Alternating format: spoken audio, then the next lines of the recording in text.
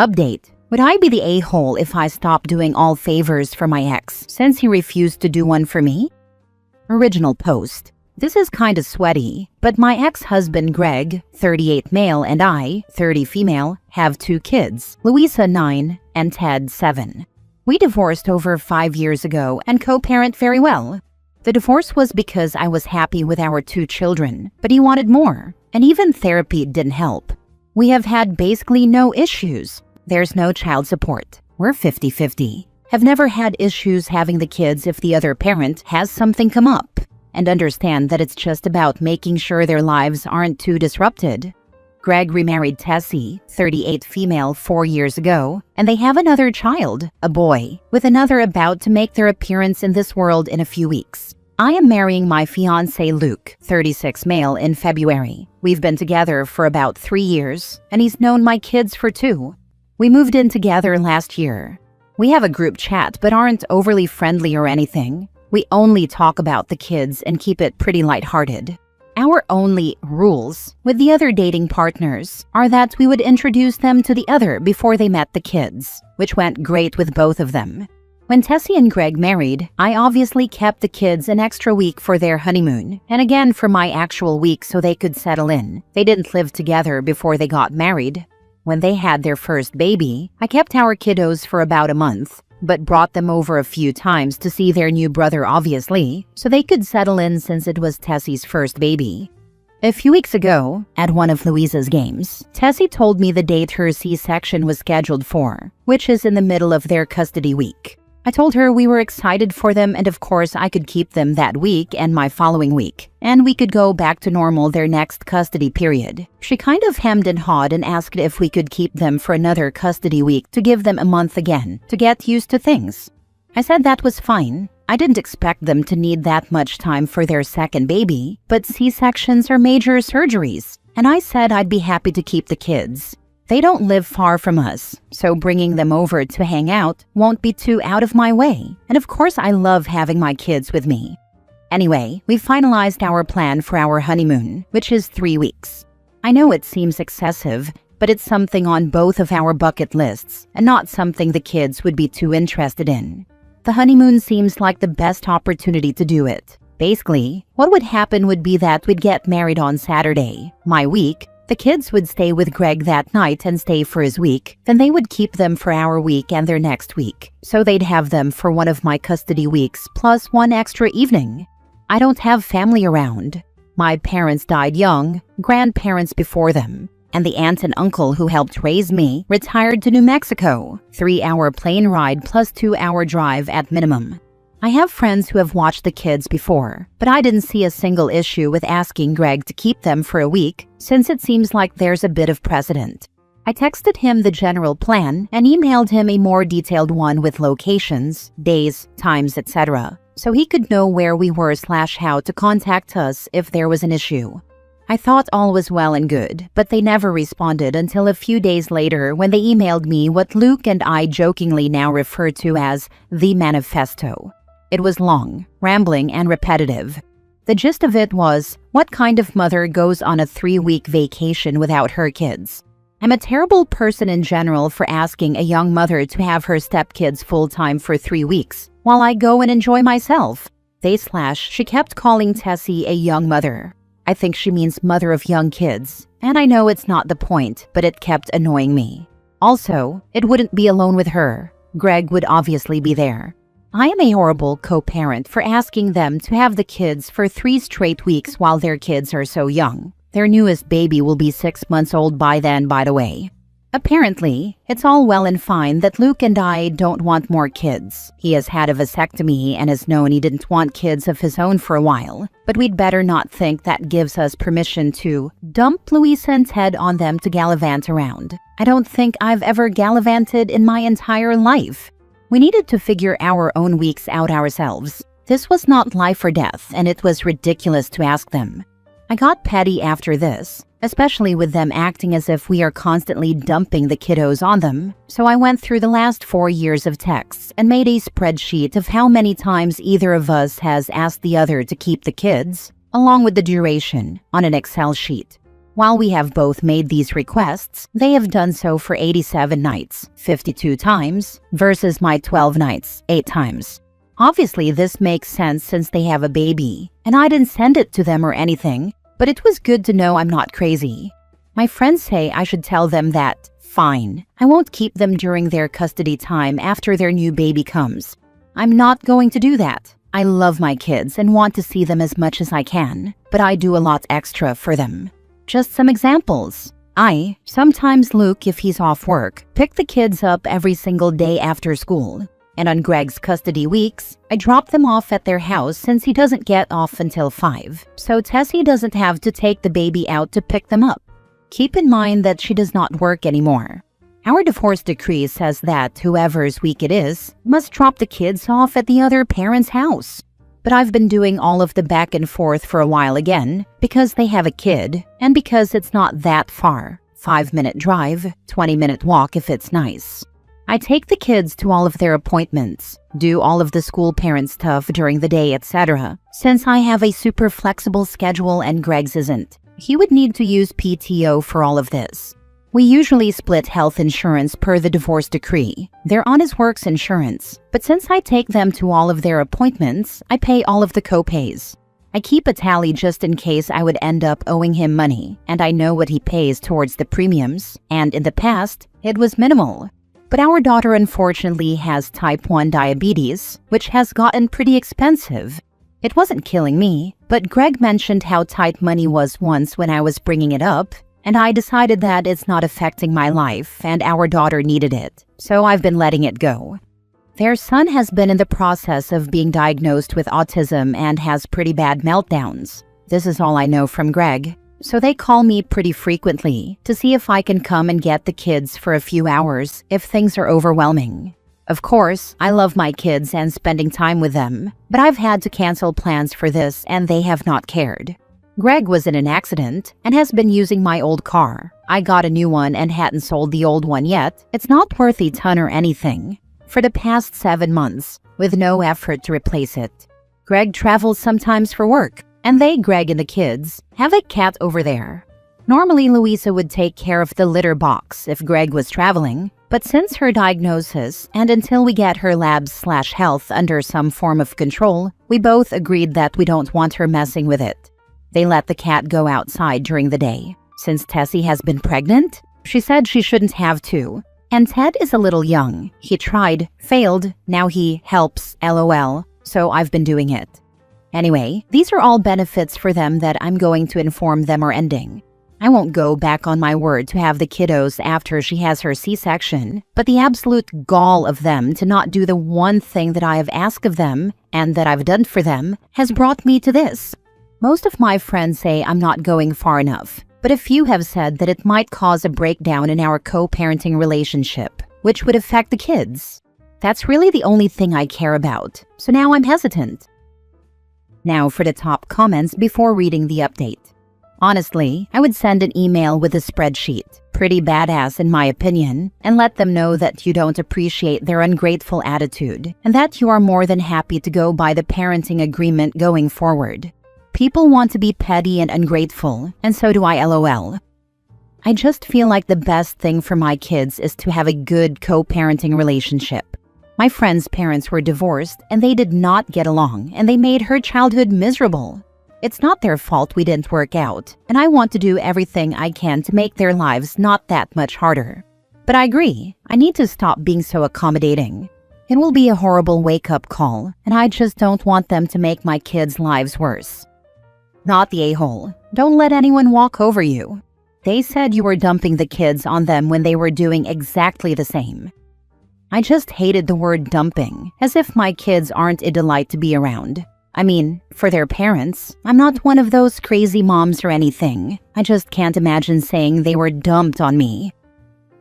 Now for the update. Hey everyone, I don't know how to link on mobile, so my last post is in my profile. I got way too overwhelmed with the responses, but like I thought, I was completely being taken advantage of, and the friends telling me to let it go can suck it. Joke, I know where they were coming from. They were just wrong. And Greg and Tessie do need to be introduced to my good friend reality. One thing I didn't mention in my last post is that Greg and I have a long history. I've known him forever since we moved to his mom's neighborhood when I was 4. We were always friendly, and then we started hooking up when I was in college and I got pregnant. In his defense, he 100% stood up, married me, took care of us, paid for everything while I finished school, and even paid for my college. But even before all that, he's always been a great guy and my friend. I know it seems like I was being taken advantage of, but of course, over the years, people probably thought I was taking advantage of him before I started making the big bucks. It was me who filed for divorce. He said he could probably go to therapy and find a way to make it work, but I knew I couldn't ask him to do that.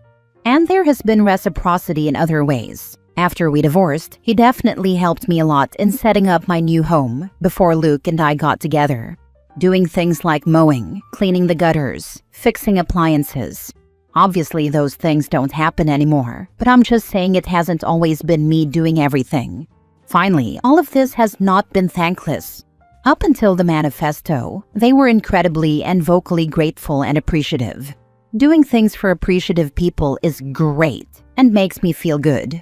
Unfortunately, now that we are living in the post-manifesto era, I don't get any joy from helping them out like I used to. With all that being said, I can't continue bending over backwards for him just because he was good to me before. Anyway, I got pretty mad at myself after my last post and decided to respond to the manifesto. As I was hyping myself up though, Greg called. I was pretty amped, so I decided to answer. He started with apologizing. He didn't say it directly, but I got the gist that Tessie wrote the email in anger because of how overwhelming everything is. He reminded me that it wasn't just his son's issues. Louisa was also struggling to get her diabetes under control. Any other type 1 parents can probably relate, and she misread my email to think that I was asking for them to keep the kids for 3 of my custody periods for a total of 6 weeks. Going back to the manifesto, I can kind of see where she was saying that, but it wasn't the most coherent thing to begin with. He said 1 week for our honeymoon is totally fine, and they will figure it out. He acknowledged that it was entirely inappropriate and uncalled for. Unluckily for him, I was not in the best mood and told him, damn straight it was one of the most deranged and untrue emails I've ever read. I asked him if anything they wrote in the email rang true to him in the cold light of day, and he admitted no. I had kind of been going back and forth on this, and was originally going to tell him to go to hell, and that we would never switch custody times again. I didn't care if they had 5 more kids with C-sections, but I decided against going that far. I told him that I would get the kids when Tessie had her C-section, keep them through my custody, and would expect them to have them back during his next custody period, which still gave them 10 days to recover, etc. If he needed more help, I expected him to figure out any extra child care for our kids, like he will need to with his other son. He started arguing, but I just bulldozed through and told him that he could make this and all of the other times I've helped him out with childcare by watching the kids during my week while I'm on my honeymoon. He said that sounded fair and thanked me. But I told him that the email was so far out of line that any and all extras I've been doing were over immediately. He could either find a new carpool, no bus, private school, or I would keep picking the kids up from school, but he or Tessie could get them from my home during their weeks. If they are unable to care for the children due to their son's meltdowns or their new baby, I would be willing to help them, but warn them that due to their accusations, I would start tracking this, and if I thought it was becoming an issue, I would file for primary custody. I asked him if that would help. He could have the kids every other weekend. I wouldn't demand child support in light of his very difficult situation, even though I know I could, and he insisted that wasn't necessary, that it was on them to figure things out.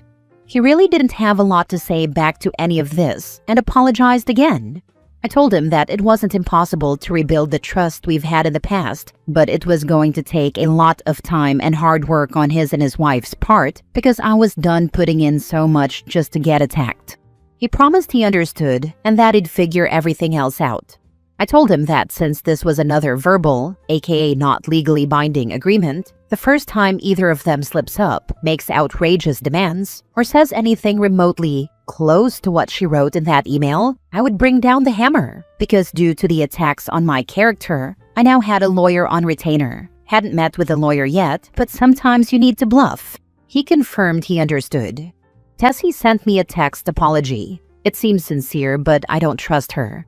I know Greg wouldn't throw her under the bus, but the fact that she thought it was okay to send such a demeaning and demonizing email to me after all I've done for her really ruined any grace I was willing to give her. I sent her a short acknowledgement text and went on with my day.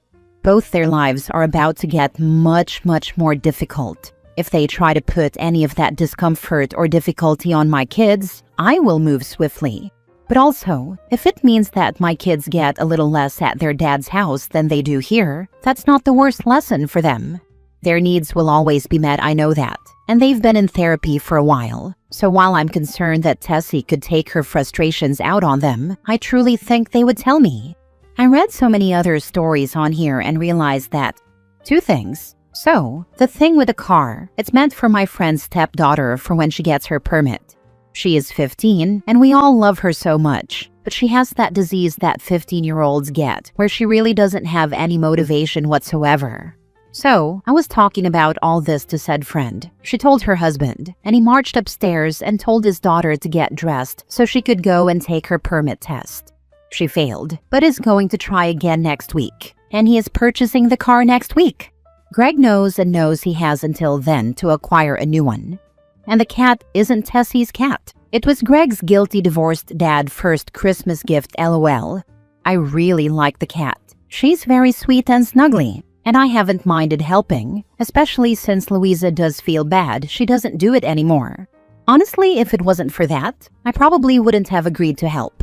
Luckily, the induction is soon, and Greg won't be traveling for a while, so it's a moot point. Obviously, if they were to decide to get pregnant again, they would need to hire someone to do the litter box going forward. I've probably only done it 3 times, but I see that was crossing some boundaries I should have put up. I'm going to keep enjoying the life that I've worked hard to build.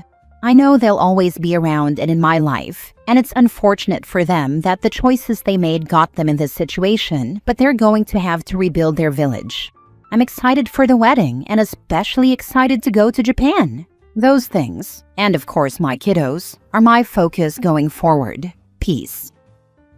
Good for you. Still gracious, but much less of a doormat. I suggest that you tell them both to reread her manifesto every single time they ever think about asking you for another favor.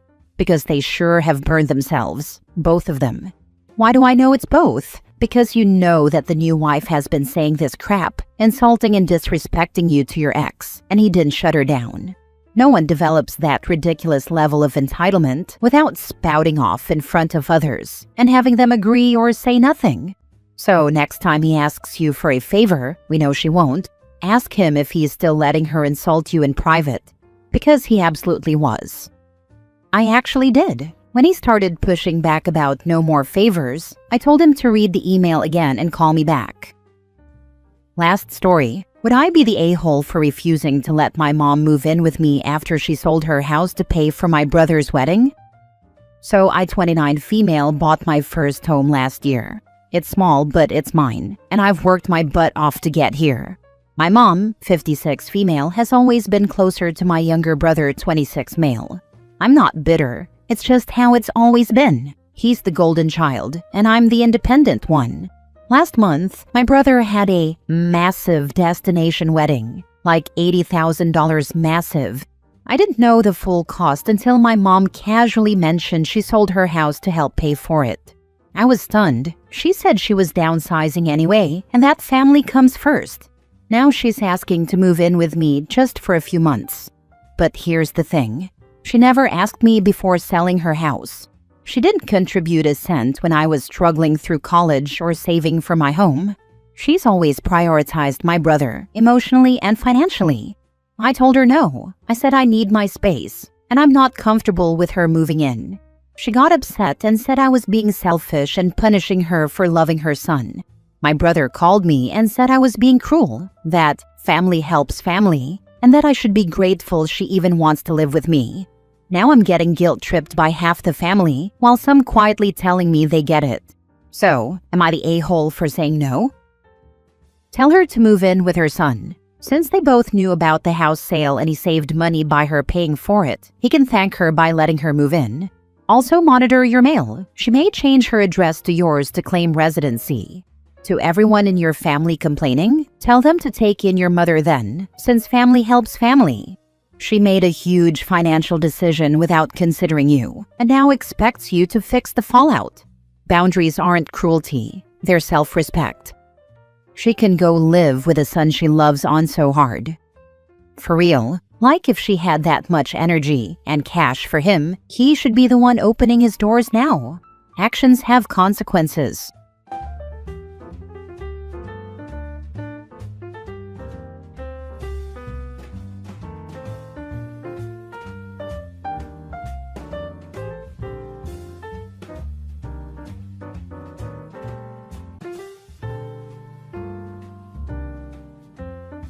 Update. Am I the a-hole for not rehoming my cats when my baby daddy's new wife is deathly allergic?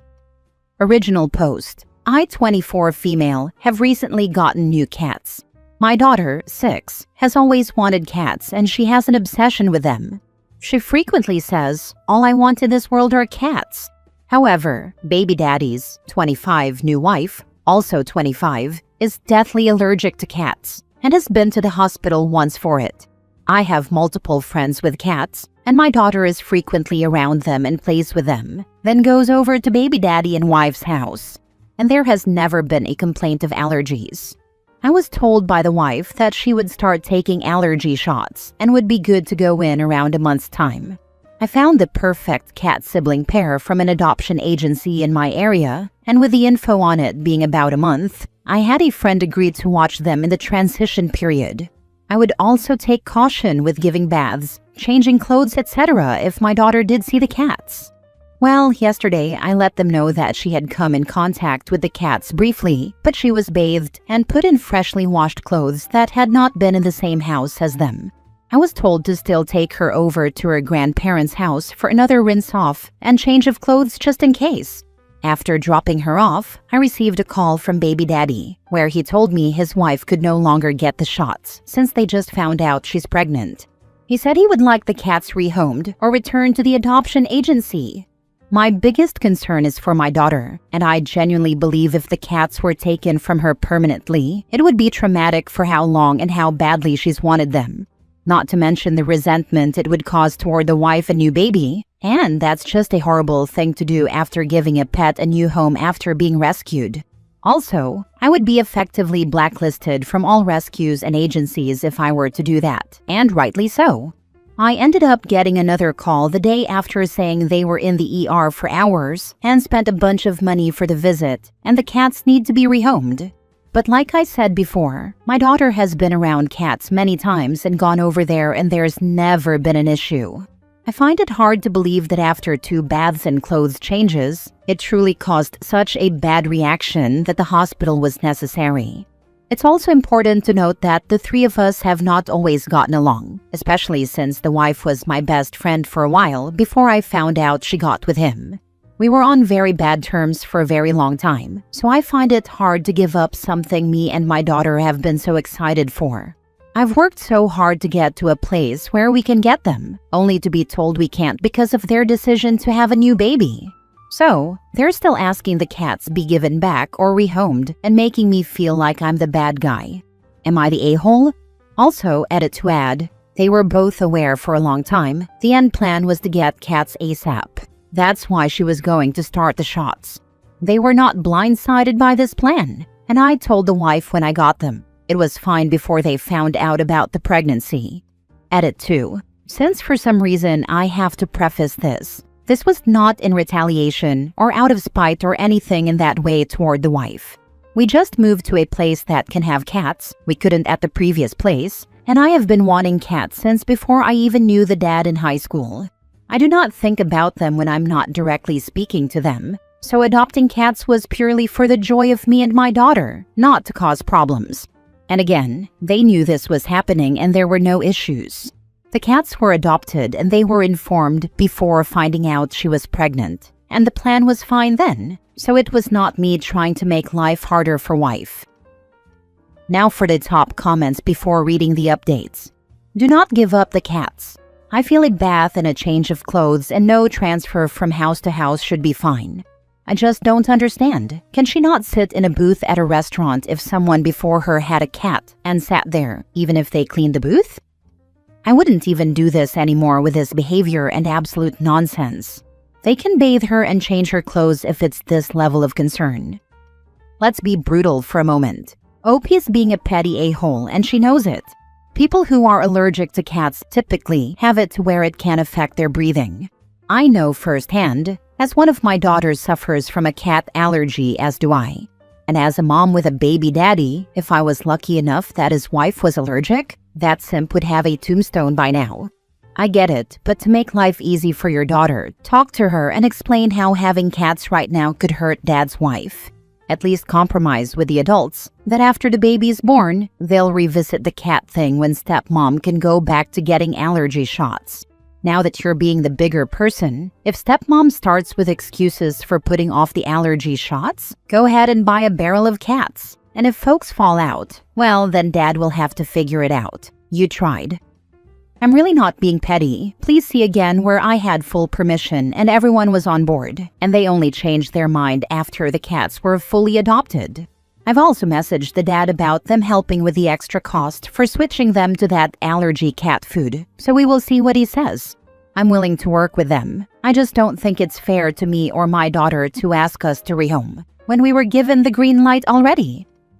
Not the a-hole. You informed them of your plan and new wife should have done her due diligence beforehand. Either protection, or if they were trying, how did she not know pregnancy could interfere with taking the shot? Which, honestly, I don't think it does. But baby daddy could use this as an excuse to see less and less of the daughter.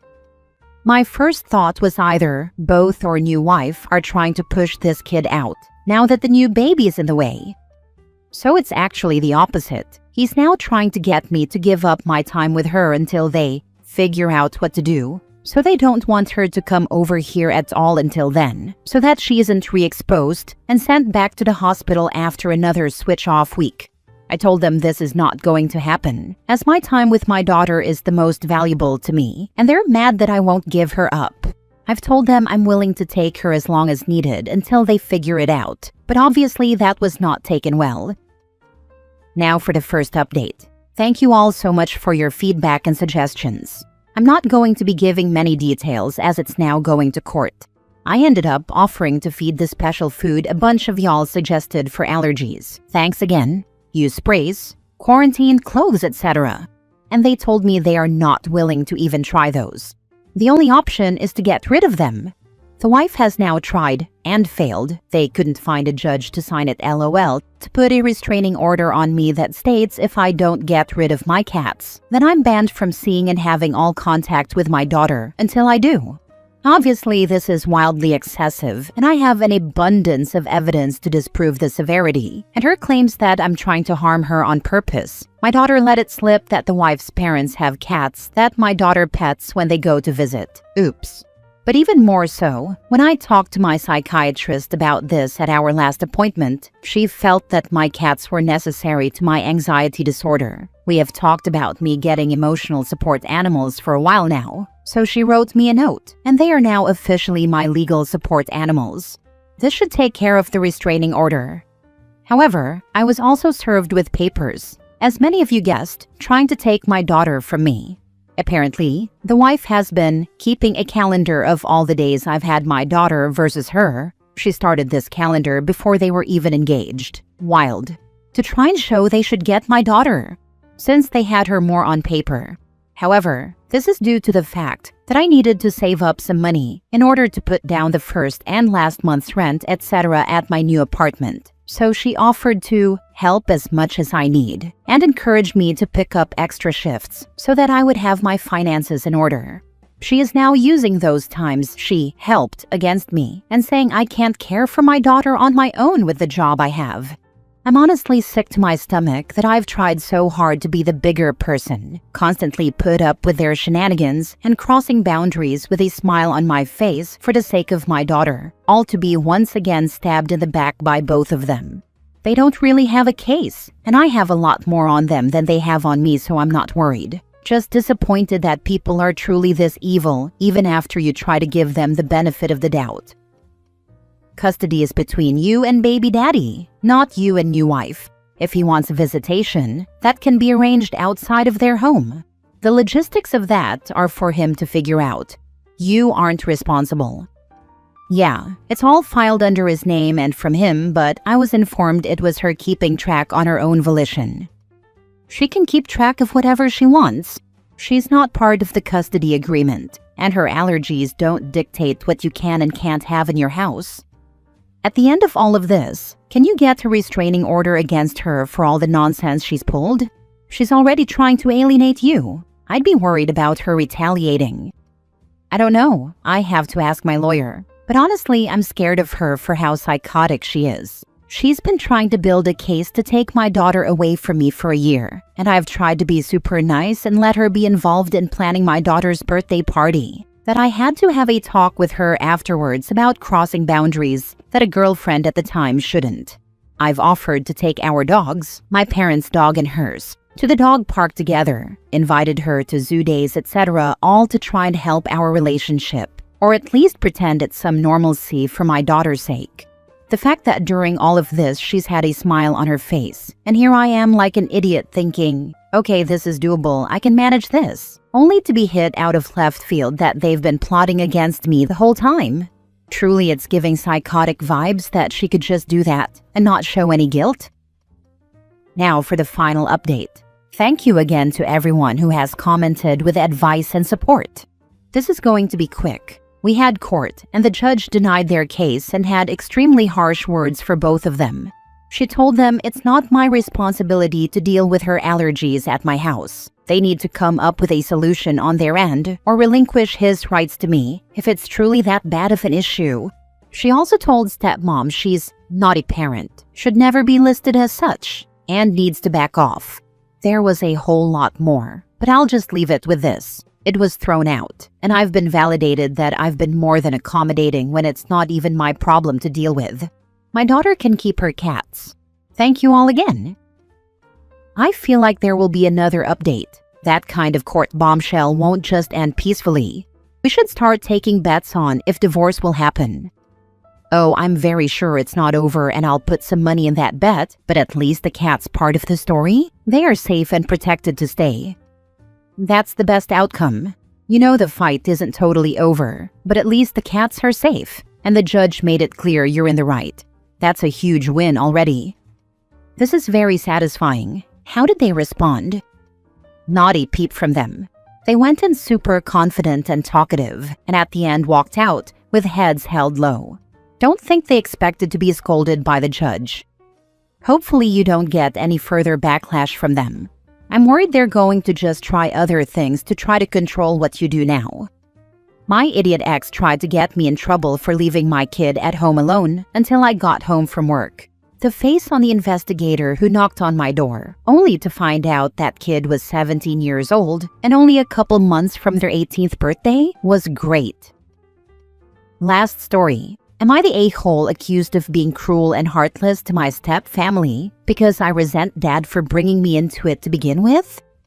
When I-20 male was 10, my dad came home one day and said he met someone. He was in love with her and they were moving in, and then he would marry her to make us a family. He told me she had 2 kids and one had autism. He said changes would need to be made to our house before they moved in, for safety, and he had me help adapt our house. When I wasn't happy about it, he told me not to be so negative about it, and that I'd have a brother and sister after this, and we'd have a bigger family. He said it was a good chance after losing mom 2 years before that point. The day they moved in was chaotic, and I moved into a tiny room so I wouldn't have to share with my 5-year-old stepbrother, because to keep my bedroom, I had to share it. My stepbrother was a lot worse than I was prepared for. He would explode into these outbursts, and he had to wear a brace on his head to stop him from seriously hurting himself. But he would slam into people too, and a few times he ended up getting hurt when slamming into me because my instinct was to protect myself. There were times he spent hours screaming and throwing things, and he had to be contained in one room so nobody else got hurt. But a few times my dad's wife couldn't do it, and I was yelled at because I didn't get my stepsister, who was 3 when they moved in, to safety, and I just hid out in my room and didn't help. Then my dad and his wife had a baby together, and during his wife's pregnancy, I was expected to step up and help more. But I resented it. I hated being put in that position because of people I didn't want in my life. To me, it was being told I had to sacrifice my happiness and my life as I knew it for strangers who meant nothing to me and brought nothing positive into my life or my family. I had to give up my room or share with a younger kid who was violent and didn't sleep. I was asked to protect an even younger child from the violent child during outbursts and expected to care for this child like she was my sister and I loved her, when I didn't. And that's not to mention the fact I could no longer have friends over. I could no longer play video games because most video games were a trigger for him. And every time I went to stay with my grandparents for a sleepover, I was shamed for not taking my stepsister. Then I had a half-sister added to that shame when she was born, and also another who I was supposed to protect. Oh, and Dad had no time just for me anymore. My dad and his wife had visits from 2 therapists and a social or caseworker who would provide them with resources for help and check to make sure things were going okay, which apparently meant that was okay. My dad and his wife complained about how much time I spent hidden in my room, but they weren't okay with me going to friends' houses or my grandparents' house either. When I didn't entertain my stepsister, that was another big complaint, or when I refused to watch my stepbrother for a few minutes. It led me to leave without asking for permission and locking myself in my room when I was punished for it. So the punishment couldn't be babysit stepsister and or half-sister or help us with stepbrother. Even when he went into respite care temporarily, I was expected to use that time to be fun with the girls. I was there until I was 15, when I basically went nuts one day when the social worker was visiting and I let out all my resentment and hatred for them. She pulled me aside and we talked, and then she talked to my dad. He resisted, but she said it would be safer for everyone if I left. I was placed with my grandparents and therapy with my dad was ordered, which he flaked on 80% of the time. My resentment didn't go away when I turned 18. I had no regrets about not being there anymore.